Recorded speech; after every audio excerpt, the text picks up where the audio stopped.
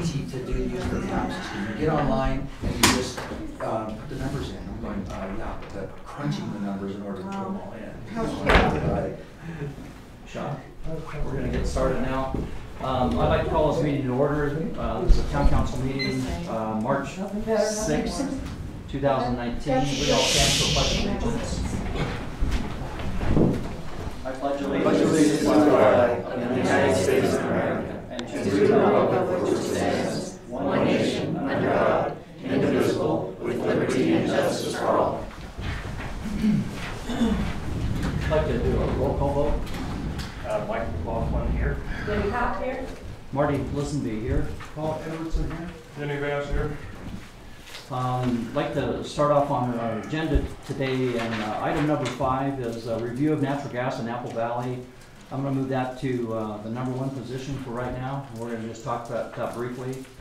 We have a guest in our audience, Harrison from Hilldale, Colorado City, from the that department, and I asked him to come in just in case I stumble and don't do a great job explaining something. So he's here to fill in the blanks that I can't. Basically, what we have talked about is the possibility of creating a utility for Apple Valley, which would be natural gas. We have the ability to connect into the line Hilldale has, natural gas just out on the highway, and we can connect whether it's Apple Valley proper and the existing homes, or if it's the brand new homes that may come to Apple Valley. We'll probably definitely require new homes to be connected to the natural gas, and then the older stuff, all the existing stuff is an option that we have on the table. A lot of people are concerned about the cost of that and how we're going to pay for it. So I've kind of been crunching the math on this just a little bit. I was pushing some buttons last night, and in our packet, Harrison kind of worked up some, rough numbers. These aren't engineered numbers. We'd have to engineer them, and so I just took his numbers and I doubled them. So we'd have like this air, room for error kind of a number, and say it's, for example, if we hooked up Apple Valley proper to natural gas, that's the big question people have is, can I get it and what would it cost me?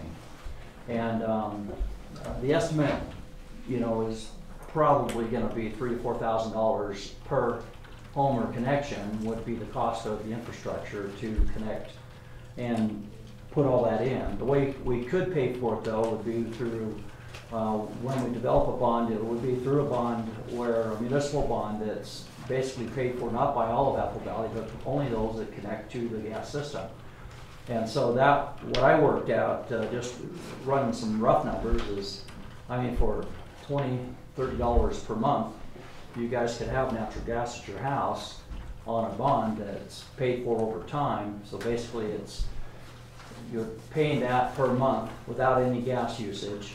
And then when you have natural gas usage, you're going to see a huge difference in the wintertime, especially, in how much it costs you to fill up those propane tanks. I know just our old house, I would call it, looks about 2,100 square feet. We used to pay about $350 a month in the wintertime for 4 to 5 months at least. So you take that as a total, or you can take whatever your gas bill is a total and divide that out, amortize it over 12 months, and just remember that natural gas right now, I was talking to Harrison a little bit about it, he was saying probably in the neighborhood of 120 to 150 at the worst, in those mid 2,500 square foot kind of neighborhood for natural gas is what it costs you to heat the home out there, somewhere 120 to 150. Compared to 350, that's a couple hundred a month savings. It doesn't take very long to pencil out that extra $25 a month that you could pay 12 months of the year, so you could save in those heavier months. So anyway, that's a little bit of the quick math on it. Basically, how this could work is we don't have anybody on staff that knows how to do anything with natural gas. And this is where it helps having this relationship with Hilldale and Colorado City. They have all the people that we need to do that. And so for our infancy of getting into this, they basically would provide all the services. We need a natural gas installation. We call up Harrison and say, we got to install at this address. and they come out and they install natural gas, they get it all hooked up. And this is after we have the infrastructure in. So they come out, they do even the meter readings, they could even do the billing. And you know, what it costs us as a community is, it doesn't really, in other words, that relationship doesn't cost the town anything, because anything that is built in there, for example, a connection fee, it's like any city or whatever, I call up to get gas turned on, there's probably a fee associated with that, and that fee would basically go to them to pay for those services. And so it's, I think it's be kind of revenue neutral to the town, basically, to be in that business. How much will our gas bill be in relation to Hilldale's? That's the question I had. It's exactly the same. They're a utility, and so they can't charge us more than they charge their own people. They have to justify theirs. But by even having us as another customer makes them a larger bulk supplier, which actually probably helps their bottom line out, and in turn could help our bottom line out as far as the cost of the gas. Anyway, is there any questions on this? And those are broad strokes. Yeah, Junior. So on their gas, I know their water rates are really bad over there. So, and I know a few people who live out there, and the water rates are insane. Are these gas rates, who controls their gas rates out there? Is it Arcane? Who's the company? I'll leave that to you.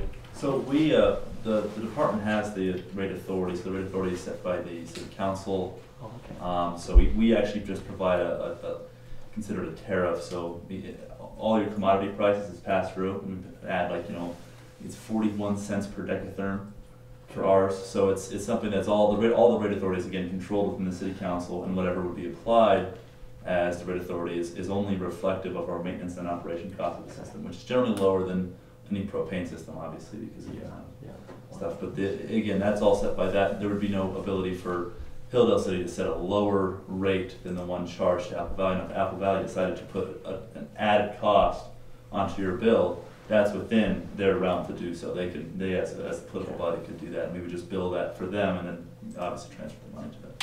Yeah, that's great. I just was scared it was like the water out there, the water that couldn't have. Yeah, I asked him what the average bill is, because that's what that's where all of us live. Is how much do I have to write a check for? And he was saying around 150, 120 in the winter time when it's the worst. And I don't. Anybody want to volunteer what they pay? I mean, I'm switching to propane based on what you're saying, just because I have 3 heaters.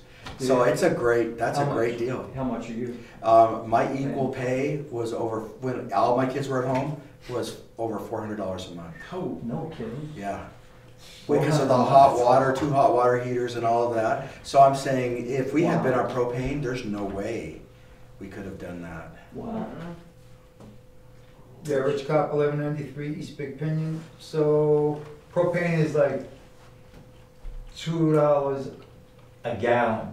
How does that translate to natural gas? So we generally have it. We charge our customer per decatherm, and right now I think we charge like 70. Well, I don't want to take this month because there was an accident in Canada that has caused a pretty big spike in natural gas for this month. But generally, we've got, I think this last time we charged $1.77 per gallon for metered propane to your house, and I think the tariff per decatherm is 77 cents. So it's about $1 discount essentially from your propane per gallon, and that's the easiest calculation. So it would be Where $1 the heck do I less? get $1.75 propane from? Because I'm gonna sign up. We have it at So I'm our. paying a lot more than So that. we have a delivery $2 propane service gallon, that pays $1.77. Oh, at least for this one, yeah, correct. And you're generally going to see about, I think, $2.12 on the market. We generally try to keep ours competitive. So, and another issue with propane, obviously, they're propane tanks. They're above ground.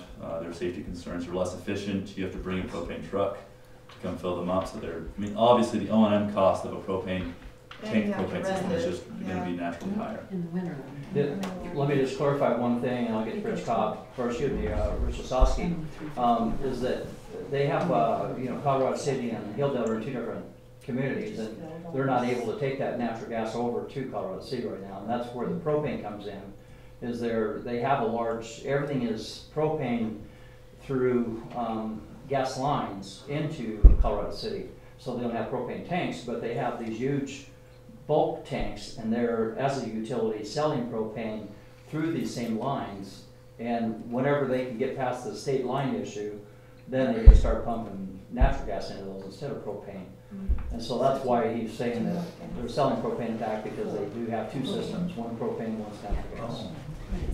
Yes. So another thing about propane is, I don't know if everybody knows, but liquid propane, you're using the gas that's off of the liquid propane. So the top layer of that propane tank, that's all you're using. There's still liquid in your tank after you run out of gas, which means there's still liquid in your tank.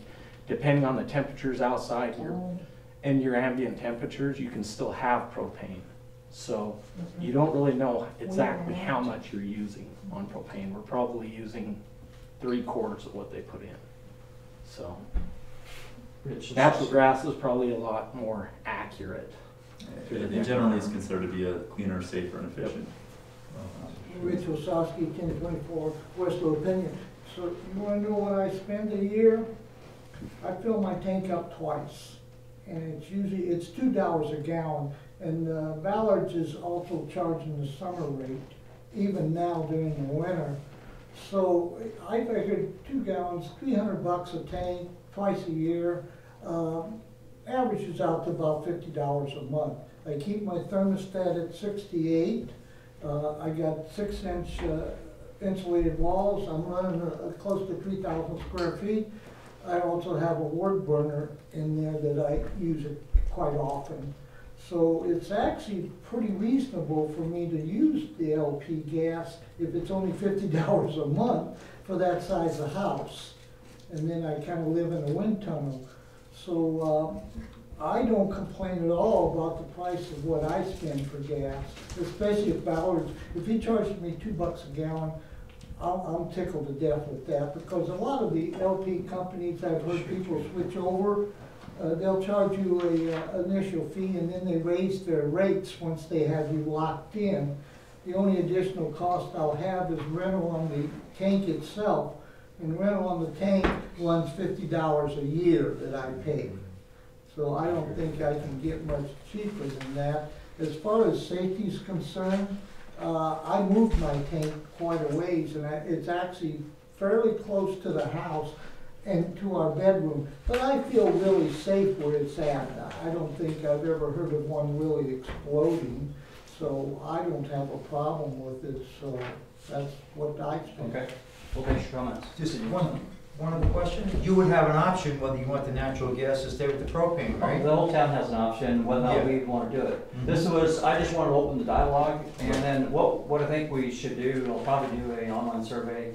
Let's see what kind of feedback we get, and then from there we might do a public hearing and decide, further information and stuff. Yes? I just have one question now that Harrison's here. It would be a good one to answer that I was discussing with you the other day. We are in the midst of doing some development agreements with large property owners. So is there a way to do like a dry system and require them to, we can require them legally to put the lines in, but can we do a dry system that where and have it sit there maybe for a number of years before you go in and actually, I hate to say light it up, but pressure it up and put gas in it, or? Honestly, whatever, we can tap different areas of our line along that process. What we're trying to avoid is tearing up an existing roadway Right. or infrastructure if we can, and do you think that could be done? I mean, if you guys, it would obviously be up to you guys and the developer how long you wanted to have that system empty. We would have no ability to say anything about if you guys had a dry The system. reason why I'm asking is just your professional opinion, because we do it with water lines. We don't run a natural gas utility in St. George, so I have no idea whether you would come back and say, well, industry standard is it has to be within so long. Yeah, we would Otherwise, definitely want to make sure that you would those. pressure test. Yeah, obviously, before. you have to do MELP pressure testing all during that. And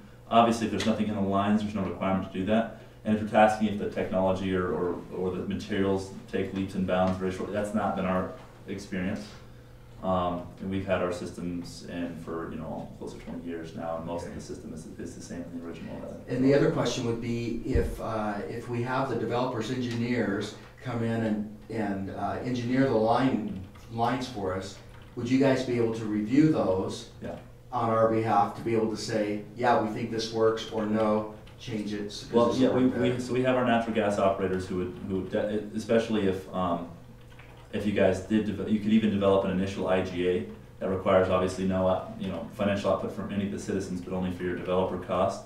And from our understanding of the legal basis for that is that you would just have to create, by vote, a gas department that would then just sign an IGA with our gas department saying that our operators will serve as your superintendent, which would just be, again, that person that does the compliance. They have to go do the pressure testing and stuff like that.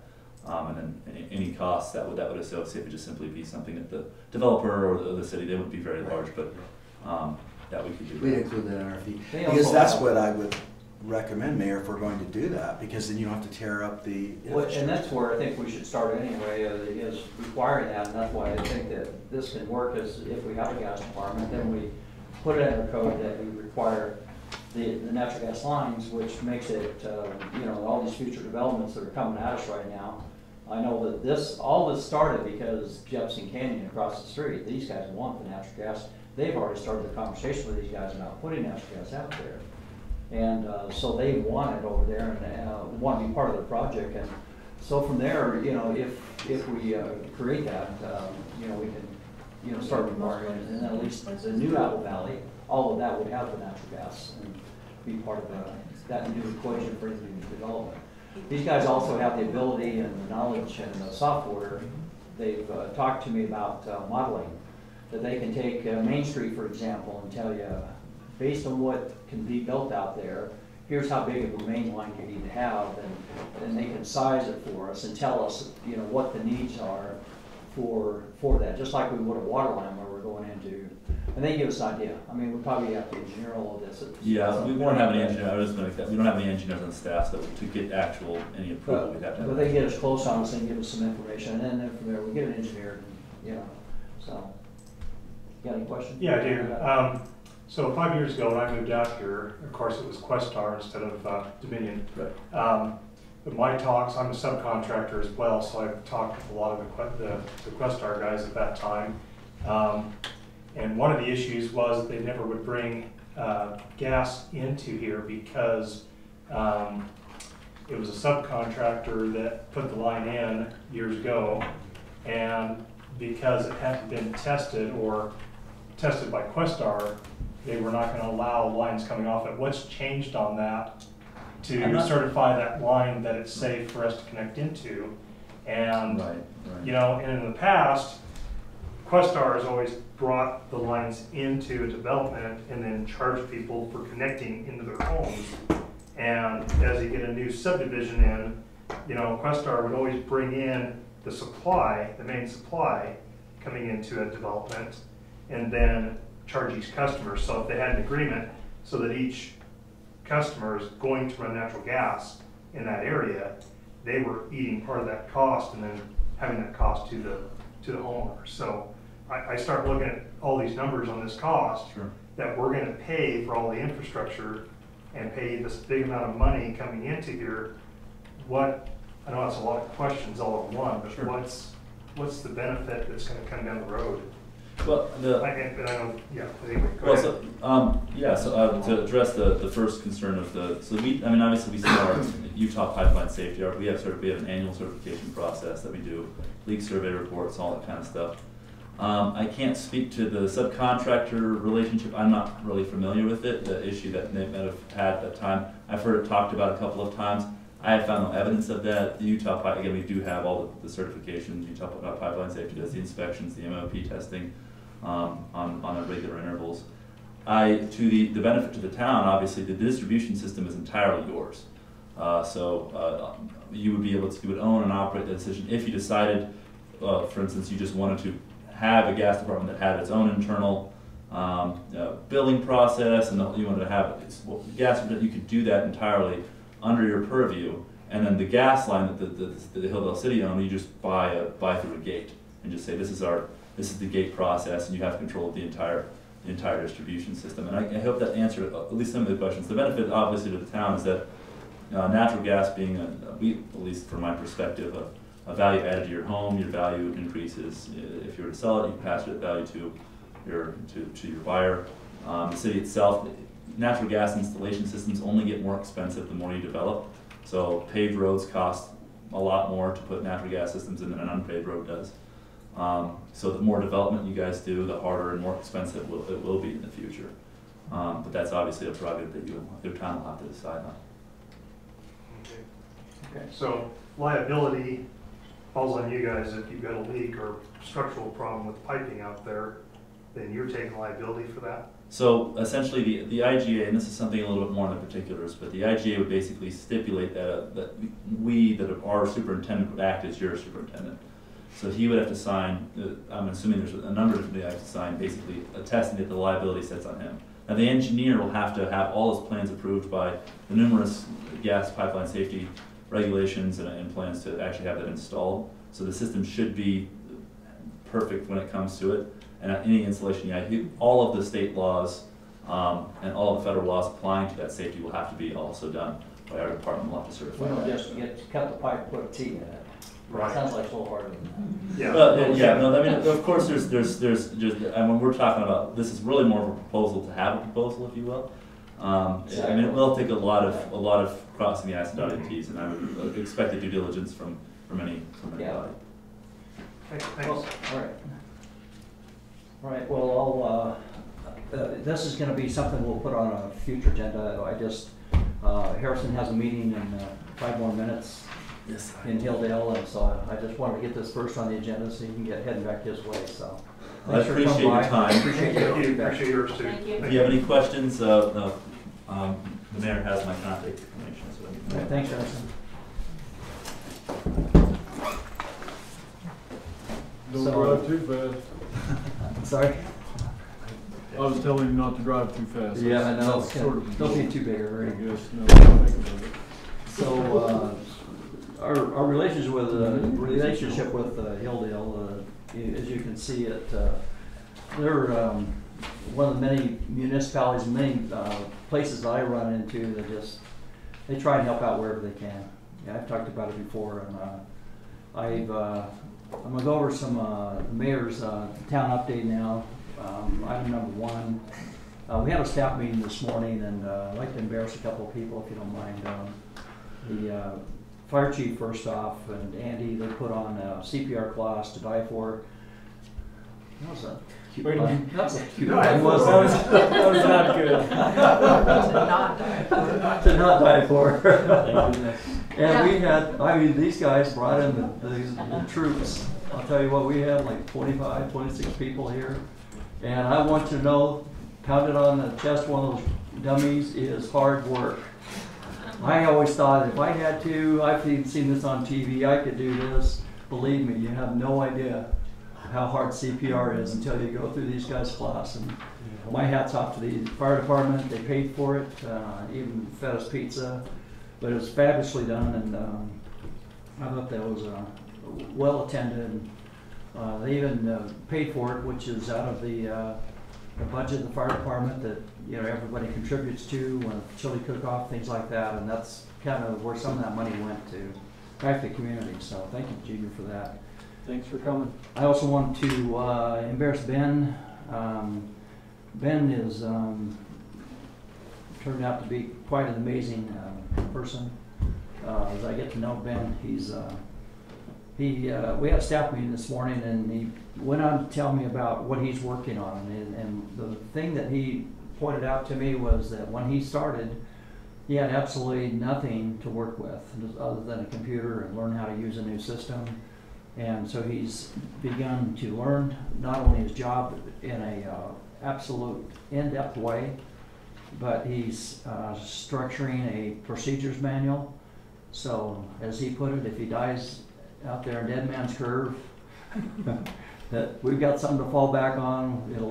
His procedure manual has information that tells us what has to be done and when and how to do it and where to go do it at. And the logins and the whole 9 yards. And I was just blown away that this is the caliber of the guy that we have sitting here amongst us.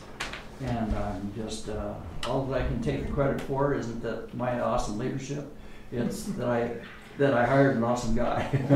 Because this has been on his own, coming up with he could see the need, and he's writing this manual. I just think it's amazing. So my hat's off to Ben today. I also have to embarrass Michelle. You guys, you don't see what we see. These packets that she puts together are so freaking amazing anymore. And it's because of her diligence and desire for perfection. She's on my butt all the time about little things that I do wrong, and she keeps me in check, and I just appreciate her every minute. So I just kudos to Michelle for her excellent work. I tell them this stuff all the time, but they just blow it off like, oh yeah, I've heard this before. But I want to say it publicly that I just really appreciate these three that are in here. Website. I'd like to update everyone on the website. It's up and going, and searchable code is now in place. As a town council, we need to review it and vote to accept it as it is, because the code itself is relatively unchanged. It ended up being a massive job because we've copy and pasted so much from other municipalities. The numbering was out of order. The numbering wasn't concise with other, you go into the code and say reference, and they give you a code number. Well, that code number didn't exist in our code. And so they found, where is that referencing? And they would change that number to reference where it's supposed to reference.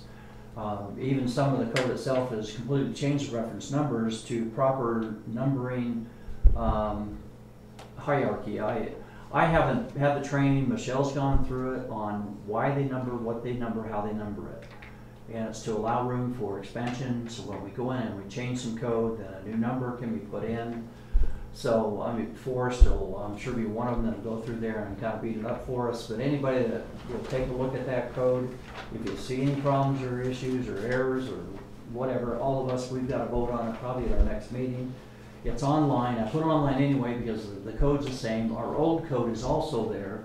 So if you want to reference where did that come from, what did it used to say, you can compare the two even by clicking on the old PDF stuff. And there's another place you can click on. It's everywhere in there where it says code book is what I put in there as. The reason I put it as code book is when you go to the website, it takes you to code books, because the books are different categories. In other words, you don't want your land use code mixed up with maybe some of the town's code or resolutions or policies and procedures. There are several books that we can have, so the information is not just piled into one place. It's organized, and it's freaking amazing when it's organized. And believe me, Michelle, again, the rock star that she is, put a lot of work in this, because they would call us up and I've got this and I've got to find where that points to, and she'd be in there looking for the information in one of the books so we can get that and hand it over, so we can link all of these codes where it says you'll be reading a code. I was in one today on garages, and it'll say refer to, and it gives you a chapter and verse where to go. And now miraculously there's a chapter and verse to go to that matches what it says. And so anyway, it's everybody take a look at it when you have a chance to take it for a test drive.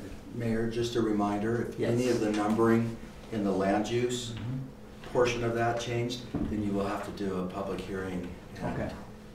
Take care of it that way. Okay. So public hearing and planning commission meeting or town council, which is your preference? I think it should do it at the planning commission meeting for those sections, and then at the town council, you can do the whole ordinance. Okay. All right. Sounds good. All right. We'll get that scheduled. This is going to be fun. We got a pile of stuff in planning commission meetings.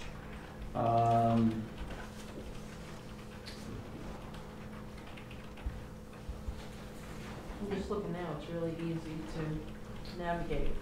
Yeah, you can do it on your smartphone now, which is kind of cool. All right, so back to my notes real quick. On our website, as soon as you click on the website, very top banner, it says Main Street Survey. We are trying to encourage people to take a survey of Main Street. We have several feedback from people so far. This went out on the water bills as well.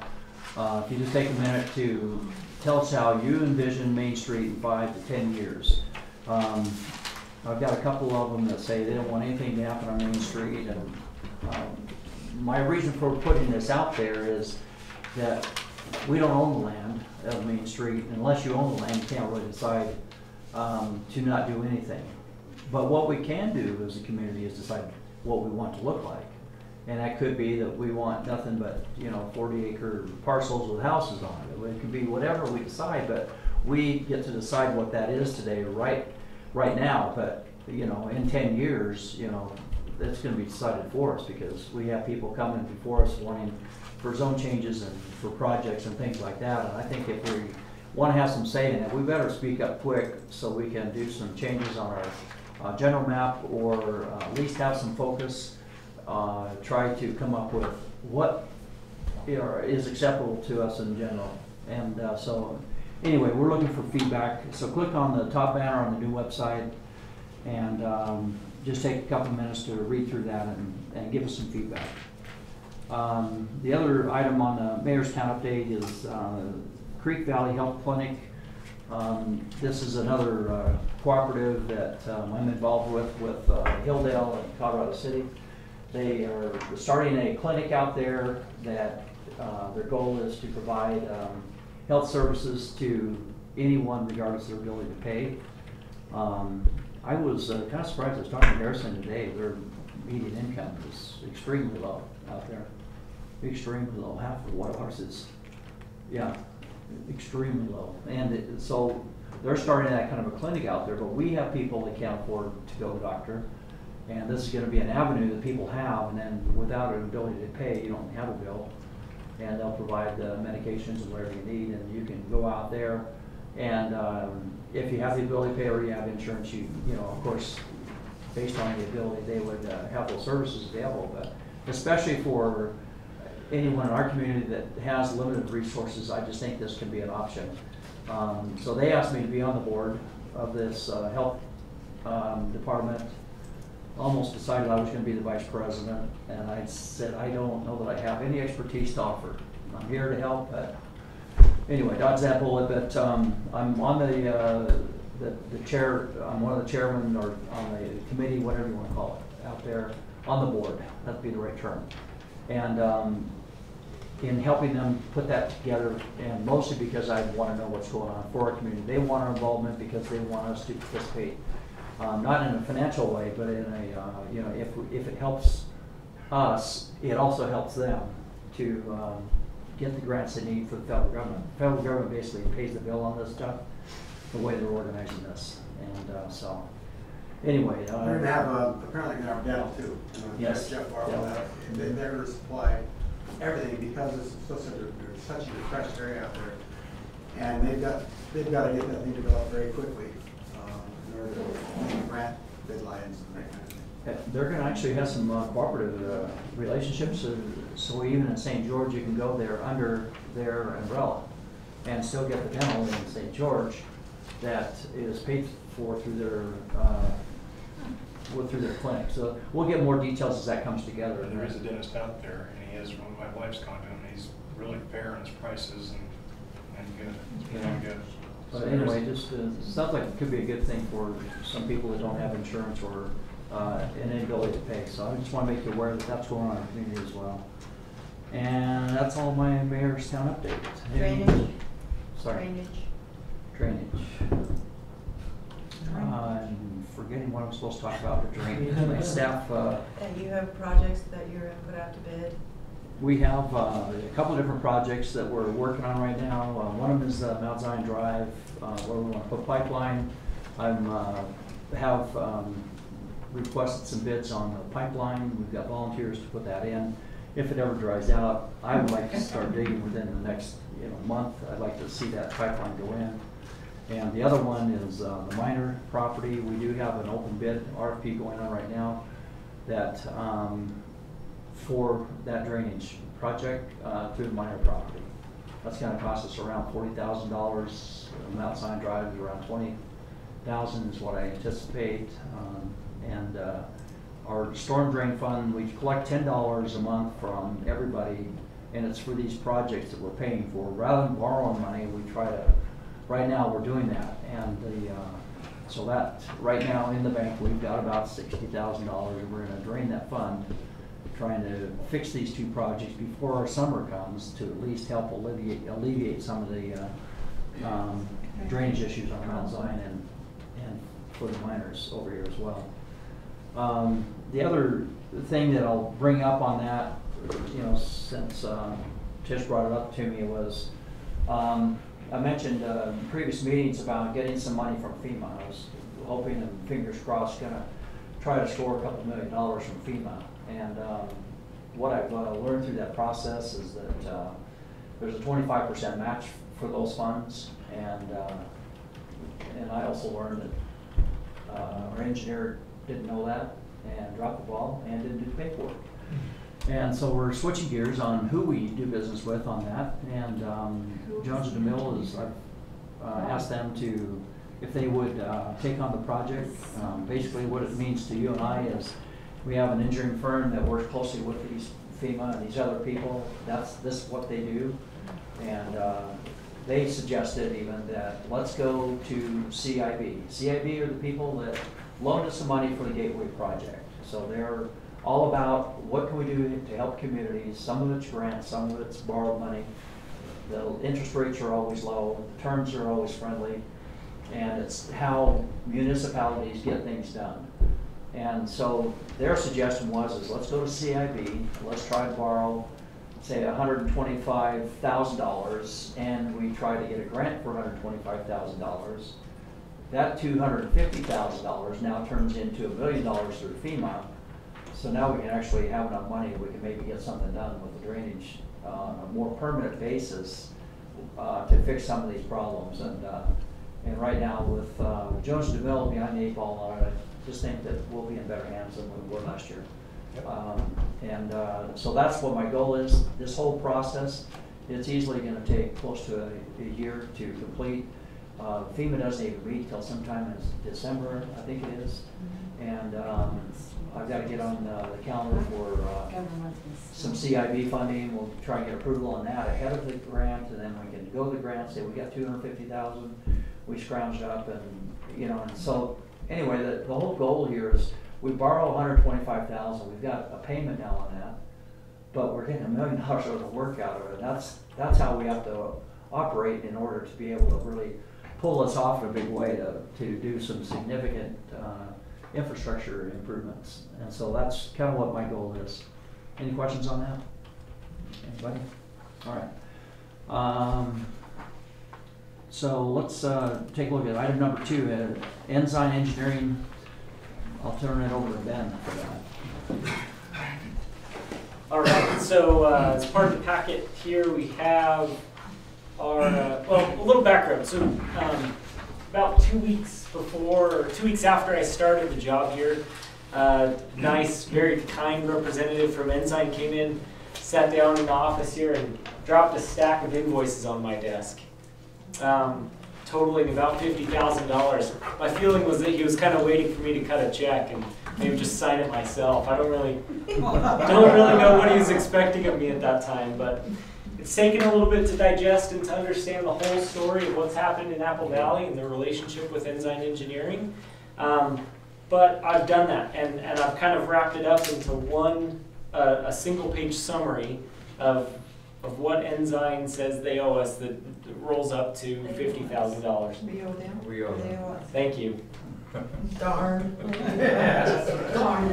Your story better. Yeah, it would have been better. They owe us? No. We owe them. We owe them. We owe This is how them. rumors get spread. Yeah. How much? No. Don't be Okay. egg in their office. Okay, so they have invoiced us for $50,000 worth of services.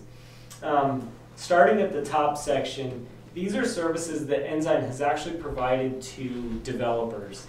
And so these aren't charges that the town is actually responsible for. These are services that the developers are responsible to pay. And so that totals about $17,000. We can facilitate, we can assist Ensign in developing that. We have a little bit more leverage than Ensign does as the development is in our community. But at this time, that's not something that we need to hold on our books as a liability. So that has not been booked in our accounting system. The second area is relating to services that they actually did perform for the town in anticipation of certain projects that we're going to go through. Those include road stabilization, construction engineering services. Some of the descriptors that they use on invoices aren't exactly clear, but with the last administration, with Mayor Campbell, they made an arrangement to forgive those invoices based on being paid for those services when the projects were completed. So Ensign has completed some work on those projects, and they are anticipating. Everybody's phones have been going off this afternoon, knowing that there's a flood coming. So Ensign realizes that the town, those invoices have been forgiven from my perspective. And should we pursue those projects moving forward, at that time, that is when they would recover their costs.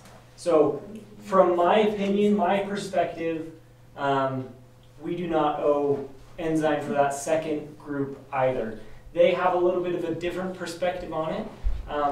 They feel talking about that 727.18 part.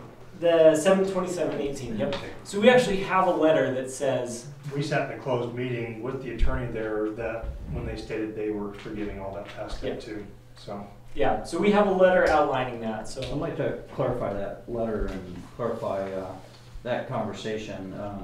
There's also a letter that Curtis showed us that was an email sent to Robert to clarify what was said in that meeting. I want you to understand that, and there were, like the zoning map, there's a couple of these things I don't think that were included in that, and he was clarifying that in an email from that conversation in the meeting, and Robert wrote back and says, yes, that's what my understanding is. So he has something back from us as well that clarifies what was forgiven. What they were forgiven was the Gateway project, not like this 9,000, the road stabilization for 9950. That is possible engineering charges if they were to help us with the this flood control stuff that we're talking about doing. If we engage them in that, that would be repaid through that project. And so that wasn't ever forgiven, but it's also not due. right. And but the 2650 that says zoning map, my understanding is we do owe that from that conversation. Right. That I've had with them, so. And that does lead into the third item, which is services provided in 2018. The interesting thing about a lot of these invoices, there's dates on those dating back to March, April, and May. These were services that were ongoing, and that from my perspective, town staff, the mayor at the time, they were making requests to Ensign, primarily regarding the zoning map.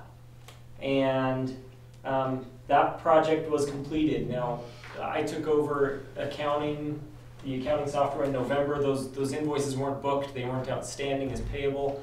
I don't know where the ball was dropped. Somewhere along the line, either Ensign didn't send the invoices, we didn't book them, they weren't being paid.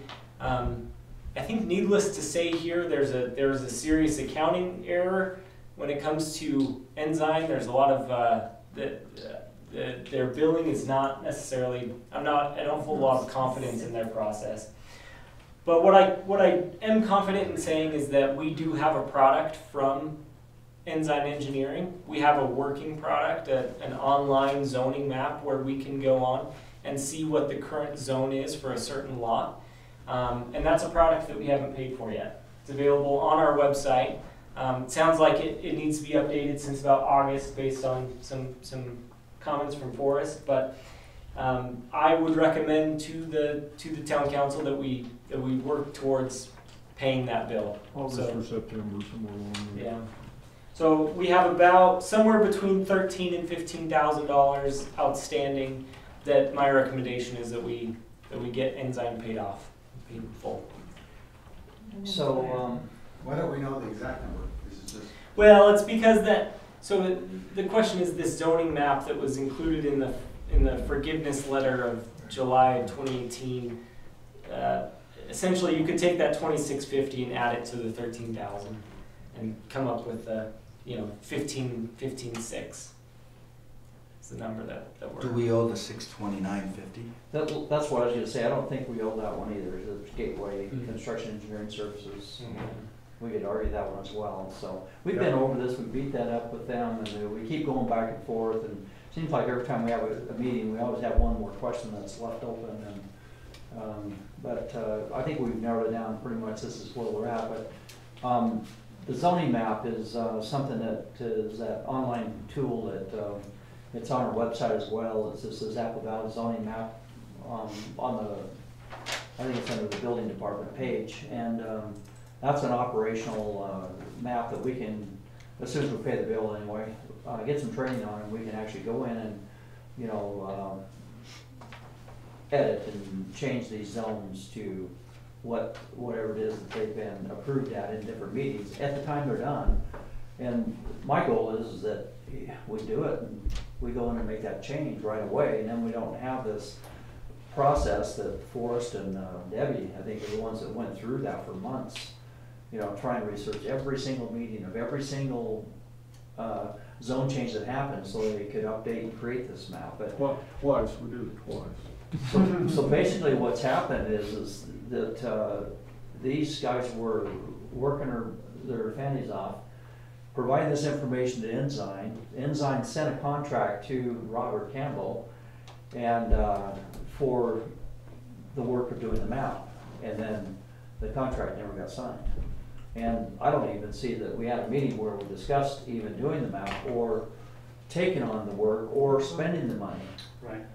Where that was ever even approved. No, never was. But by extension of us asking them to update this, update that for many months through emails, we've kind of already authorized the work, so to speak, because of that. So I think that it's a tool that the town needs, but there's probably some ongoing maintenance involved in it. When we do, for example, a lot line adjustment. And this could be where we even look at our fees for a lot line adjustment, for example. When we do a lot line adjustment, it's not just us charging a $250 fee for the trouble of doing it. It now becomes a dollars and cents thing where we have to pay an engineer to go into the system to make those changes so the lot lines are even proper to where they match with the county. So once a year at least, maybe even every 6 months, if there's been lot line adjustments especially. It's probably based on how often the county map gets updated, but we can have them upload the underlying grid lines of the lots. So our map is updated with those, and so we might even look at increasing the fee for lot line adjustments because there's an associated engineering charge now to make that happen, to update our map. And so it could be that we've got to look at that as well, but we've never approved even doing the map. So I don't know if you guys want to take a look at it. I didn't. So it looks like we're in the hole for the 15,000. That's fine. Yeah. But Can we? have we already had a discussion about 17,000 and the 20,000 with them, or are we gonna have a future battle with them on that? Yeah, we've had the discussion with them. We don't exactly see eye to eye on some of those future projects, but I mean they've conceded to the fact that they understand our position. The 17,000 is we're on 100% in line with them on that. Oh, okay. On how that's. So are they just trying to pull a lower rise or what? With giving you a $50,000 bill or what? It's kind of what it felt like right at first, but. Okay, I want to be clear on that. Well, we've done our homework on it, and it's taken time and meetings, and there's another invoice similar to this that the water district got because of lack of, he tells us they gave us the billing, and it just was, the ball was dropped is what I understand from our previous bookkeeping. And anyway, these monies for the subdivisions, these are really subdivision fees or fees that the town, so to speak, is responsible for, and that, it's up to us to make sure we collect these fees. And I've instructed any engineers that I'm working with that the first thing I want is a bill. So I know how much I gotta charge the guy, so I can get a check from them before we go and have a review done, so we're not hanging out like this 2 years later trying to figure out where did money go, or did we even collect it? These are subdivisions go clear back to Rick Moser days, and money was never collected. You know, and so I don't feel too sorry for them 2 years later, 3 years later, that they didn't get paid yet, so. I just feel like that, you know what, there's 2 mayors ago, someone should have been having that conversation a long time ago on those things, so. Anyway, so that top stuff, yeah, we're definitely going to do. Val will help them try to get it, you know, the Cedar Point stuff, I've talked to Jerry Hughes about it. And Mills subdivision, I understand we're collecting some money on that one? Yes, we are. On a regular basis, so that'll get paid off, but it's not on our books. And the Jefferson Canyon, I've asked him for an invoice and engineer on that, because that's still on the books right now, where we're trying to solve that subdivision, and so we'll collect that money as well. We actually have $1,500 but on the books, but that was a down payment on the developer agreement, not for the engineering, so. Also, as a side note, we do have that money allocated in the budget. So without any adjustments, there's already money set aside for engineering professional services that hasn't been spent yet. So cool. All right. Could I ask Ben one question? Yes, of course. Maybe I could just do it on the email, probably, never mind. I'll just do it on email. Perfect. So, at this point, are you guys okay if we go ahead and pay for what we already have? You want to guys have a discussion about it? Can I ask a question? Yeah. Yeah, Rich Cop, 1193 East Big Pinion. Is the zoning map a viable product worth $13,000? That's what I was going to ask. Oh, Well, hey, appreciate the, bring it up, yeah. I'm just curious. How do you feel about that? Can we get an itemized invoice on that zoning map? That is outrageous. I have no idea where they're coming from on yeah, that. and it is more than a zoning map. I understand. It involves main water lines. There's it's Every fire hydrant, where it's located, every that was the early stuff. Every shut-off valve. I mean, Right. there's a lot of detail in that map that helps us. And Okay. Well, what I like that makes about more it is sense. it's also something you can out in the field. Fire chief has an iPad that's internet connected, and he's got any issues or questions. It's just places where you can go and look up information, but who owns this property, that kind of stuff. So I just don't see how the zoning map could have been more than a day or two's worth of work for anybody. yeah, It was a surprise to Robert too, because before Robert resigned, it was something that he got a sticker shock on too. When the bill came to us, Well, if it includes all these water line things, yeah, I can understand that. But So we've been battling the justification of the amount since they gave us the bill months and months and months ago. I think you ought to see something more itemized before you pay, but that's just my opinion. we have that. Do you? Okay. This is just a summary sheet. I think, this is a summary of what we have, but what we have details out the hours. Whenever you make that phone call to, close your ears, Sean. Yeah. Like this. Whenever you call an attorney or you call an engineer, oh my God, those guys think they're worth a lot of money. Hey, he's worth every penny. So, I have another comment. So, if we do give them what they're asking for, we give them the 16,000 plus 16,000 here, are they gonna leave us alone on this other stuff if we get them paid? Because that would be my thing, is let's get them paid, because they did forgive a lot of their debt. We went through that meetings where they gave up some different debt and things. Do we just get it to where we're done with them, so we can move on and get this portion paid, if they'll leave us alone on the rest of the other stuff that they keep bugging us with? Yeah, let me dovetail this in with my last conversation about hiring Jones and DeMille. That's what they don't want to have happen. Right. They want us to come to them to go get this funding to go finish these projects so they can get their $99.50. So when I hire Jones and DeMille and don't go through them, do I have an obligation to that at all or not? I don't think we do. I did the project, but I didn't hire them. The last year, they haven't been here to represent our town, they haven't been here in our meetings, they Yeah, haven't come when. I just think there's too many problems in my opinion. I personally, I'm just, there's such a history there, and just even the fact that he brings this bill in that's 3 years old is upsetting. I Yes. could say one thing about Ensign. When I first started our project, they tried to charge me 30 grand for plans that didn't even include landscaping. But I went to another engineer who only charged me 5, so that's what I gotta say about them. What's your name? What's your Well, that's kind of how I Autumn feel. McGregor. Autumn McGregor, by the way, just for those that don't know who she is, she's the Zion Tiny Homes, that she's the entrepreneur that builds these units. They're a company that builds the Zion Tiny Homes that's gonna have the Catlin project out there, so that's who she is. I met her out at Kildale at the disconnect meeting one time, so.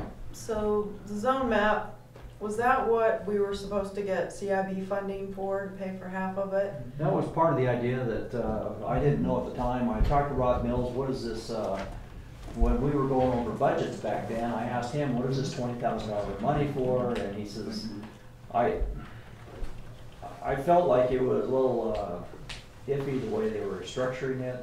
They were gonna borrow 20,000, and then they were going to say that they're gonna put in 20,000, which was matching, yet they weren't really going to, out of this budget, which would be next year's budget. And it was just, I don't know, it just sounded hinky to me, and I canceled the whole thing, because it just sounded, I just like to be upfront and straight on that stuff. I don't wanna pull the wool over CIB's eyes and have, egg on my face later on. And so I just canceled the whole thing. At this point, yeah, this project was actually, I think, supposed to, what I heard him tell me at one point, not Robert, but Ensign, was there's supposed to be $30,000 for the tutorial and the whole thing, but the work done so far were more like 15. And, I'm not saying that we should pay this or even vote on paying this today. I kind of wonder if, we probably beat this up as much as we can. I wondered if there's a contract someplace that says what it should have been. Have you seen any of that as well? I haven't. So there's no proposal? Yes, there is. I remember seeing it when I was first put in as mayor. I ran across some stuff. I don't know if I ran across this exact one, but I found several contracts that were sent to Robert, yet they were never signed.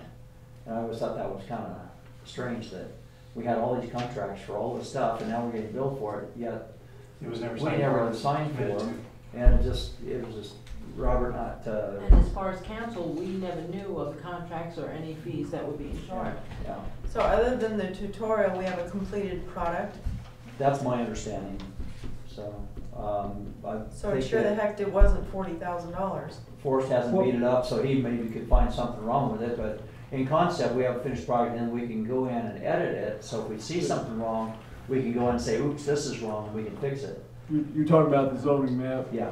I think the 40,000 it was a more general map, general plan type thing. Yeah. If you're talking about what I think you're talking about. Well, there was a Not just master zoning. road plan that was supposed to be exactly. piggybacked off of Exactly. a UDOT project. I asked UDOT about it, they didn't know anything about it, so I don't know what happened to that, but, there was some kind of a master access road plan that was gonna be done. It really had to do more with the upper end,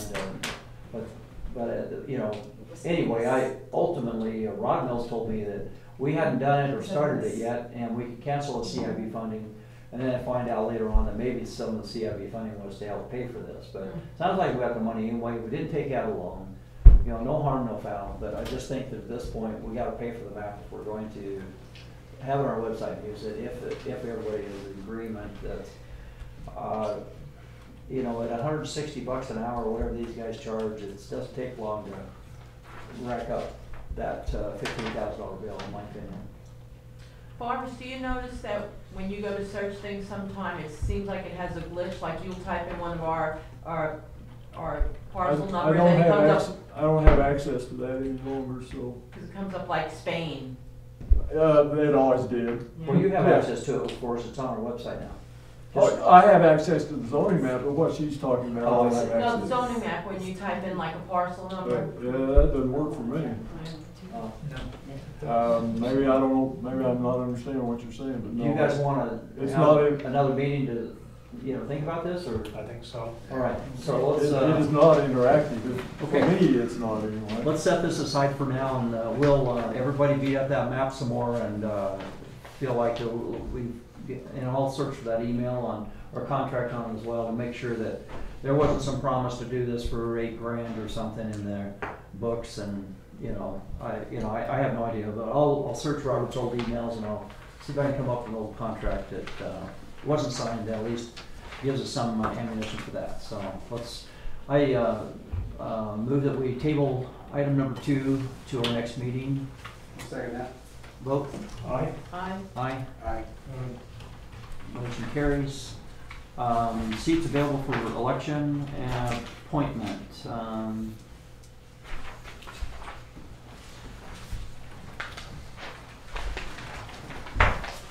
So, Michelle is on this, of course.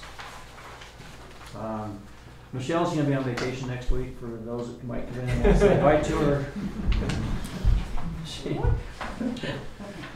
She's gonna be at Cedar City doing some clerk training at some convention or something. So, anyway, I like to tease her, it's really a vacation, but. Beautiful Cedar City. This time of year. Place to go. It's actually it's kind of interesting, our software that we have that runs our searching and code and things like that is Municode is the name of the company, and they're actually a presenter at this convention that she gets to learn more, where they'll be teaching about the conventions of numbering processes and how that works. And she's already had a one-on-one, and now she gets an in-depth in-person up there as well for the clerk training. So I think you're gone most of the week, aren't you? Next week. So she won't be here, it'll just be Ben and me. One of them around. Anyway, so Michelle put this together, and up for re-election. So Town of Apple Valley 2019 Notice of Municipal Elections in accordance with UCA 10-3-301. Notice is hereby given that the following positions are to be voted on in the Town of Apple Valley 2019 municipal elections. The mayor is going to be a 2-year term. The reason for that is Robert Campbell was elected mayor. When he stepped down, they appointed me mayor. And when you take from when he was appointed, or when he started mayor, to when I'll finish being the mayor, that's 2 years gone. And so mayor's normally 4 years. And so the re-election will be for a 2-year term, which now puts us back on the right cycle as far as every 4 years for mayor. So that's why the mayor 2-year term is going to come up. And council member, we got 2 of them that are up for re-election, will be 4-year terms each. And candidate filing periods begin June 1st, 2019, and ends at 5 p.m. on June 7th, 2019. There's only a 1-week window, so anybody who wants my job, you'd have to put your paperwork in that time. Excluding Saturday and Sunday, declaration of candidates. There's some code in here. These are in our packet, and this is posted, by the way, on our website as well. Public notice. It can be found on our website. And it says must file in person at the Town of Apple Valley office located at 1777 North Meadowlark Drive. That's right here at this office.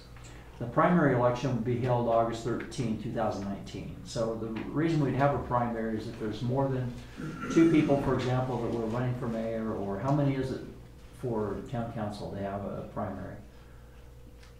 Because you have 2 positions. If it's more than. More than 4? Yeah.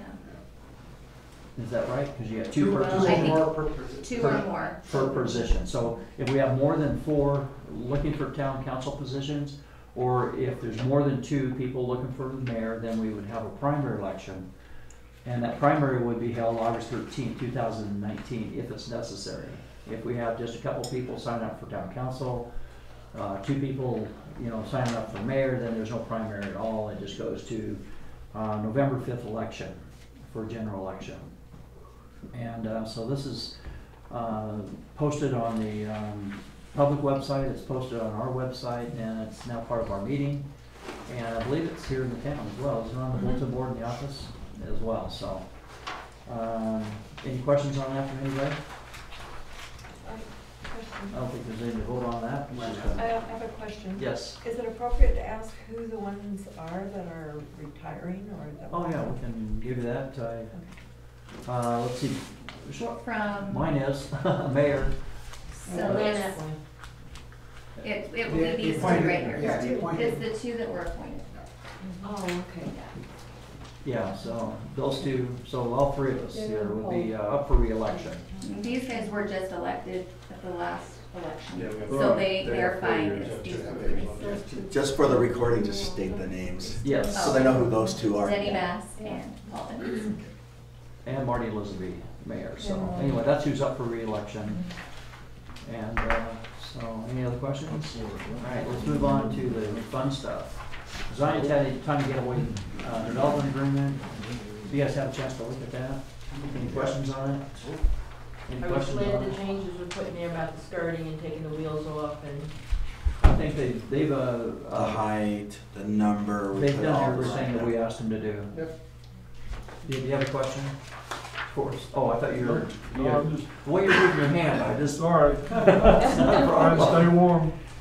And thank you, Forrest, for catching that the pavement was part of that agreement, and that's in our agreement now as well. Great, So, great. and the, Great for us, how about for them? But the only hurdle we have left here is the engineering on this, just so you even know, they did the engineering on it, and I presented it to our engineer, I'll call him that, you know, because I'm paying him to look at this. He had some changes he wanted to see on that engineering. Those changes have been made and resubmitted to him for review. And so I just have to pressure him to get that review done, and I mean, it could be within an hour phone call tomorrow, we're signed off and ready for building permit. So, but it could be it's Monday, I don't know, when I can get him to look at it again. So that's the mystery, but anyway, is there any other comments or anything on this development? All right, so I make a motion that we accept the development agreement as written. And second? I second. Okay. And vote? Aye. Aye. Aye. Aye. Motion carries. And we have this, by the way, in color.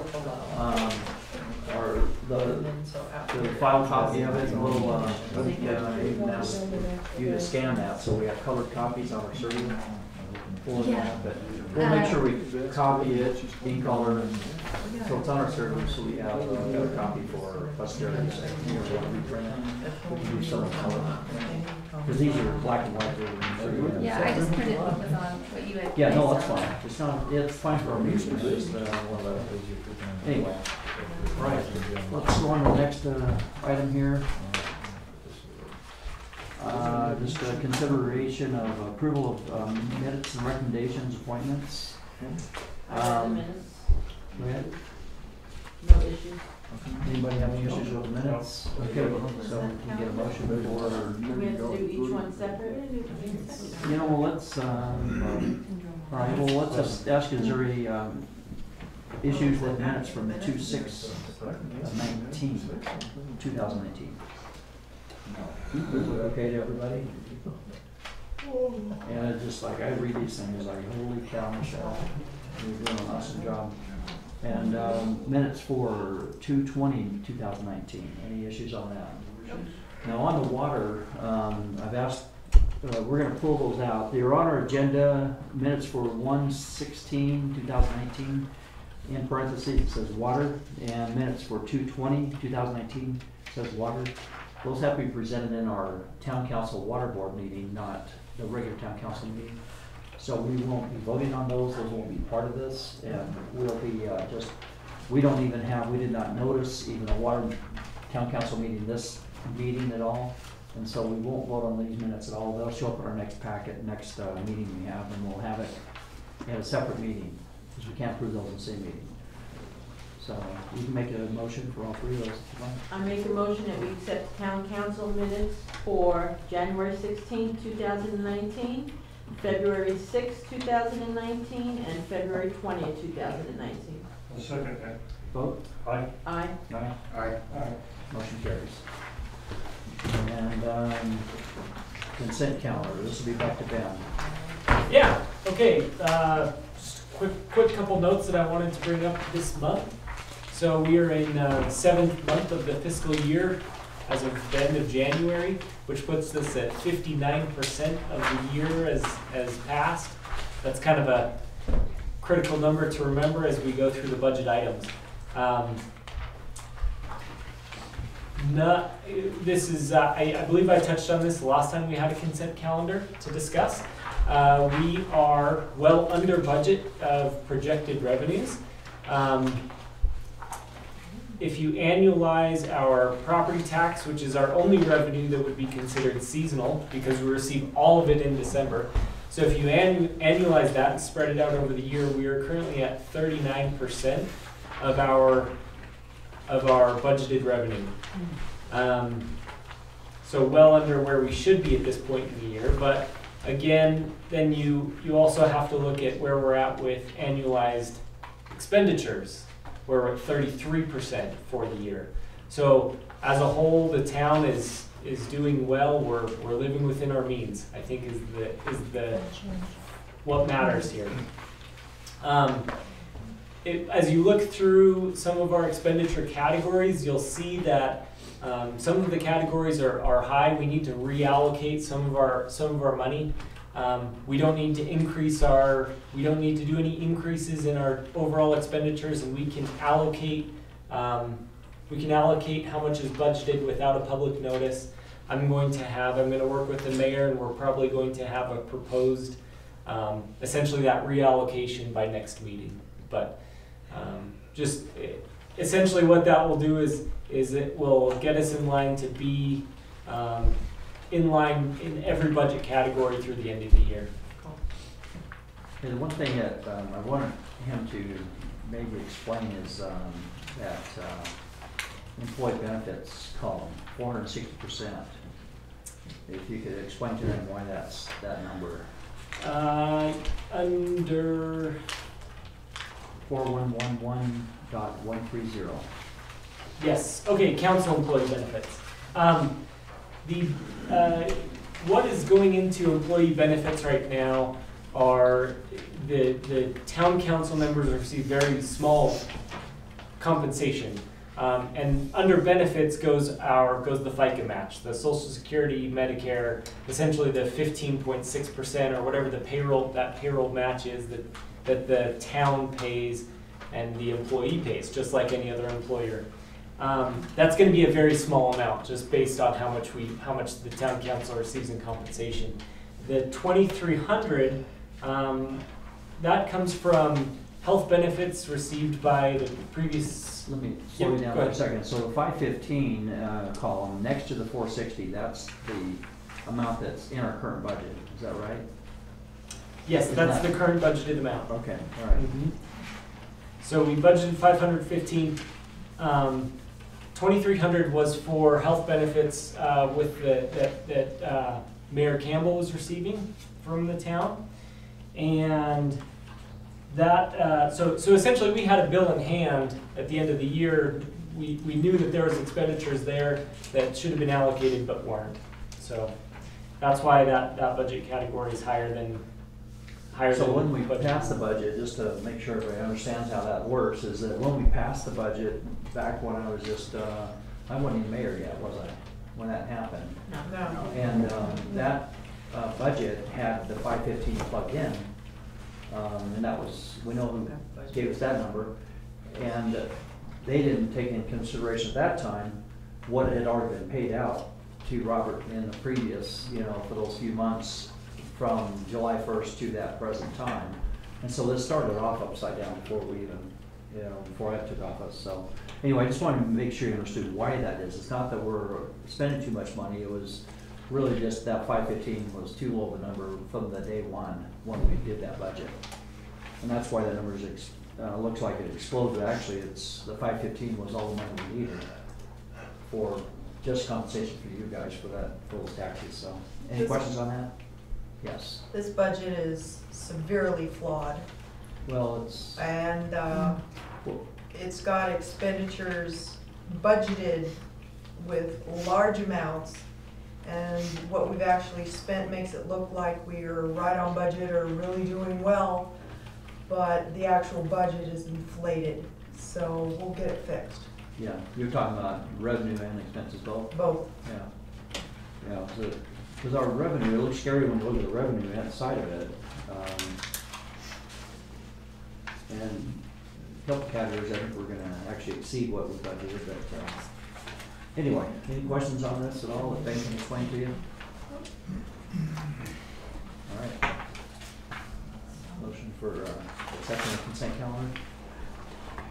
I move that we accept the consent calendar January 1st, 2019 through January 31st, 2019. Any I second the motion. And vote? Aye. Aye? Aye. Aye. Motion carries. We have, we had just a error on our agenda, so if you'll indulge me, we usually have reports on there. For some reason, they didn't carry over. They're showing on our screen, but for whatever reason, when we hit the print button, they disappeared. So, events committee, Tish, you have anything you want to report? We don't have anything going on in March.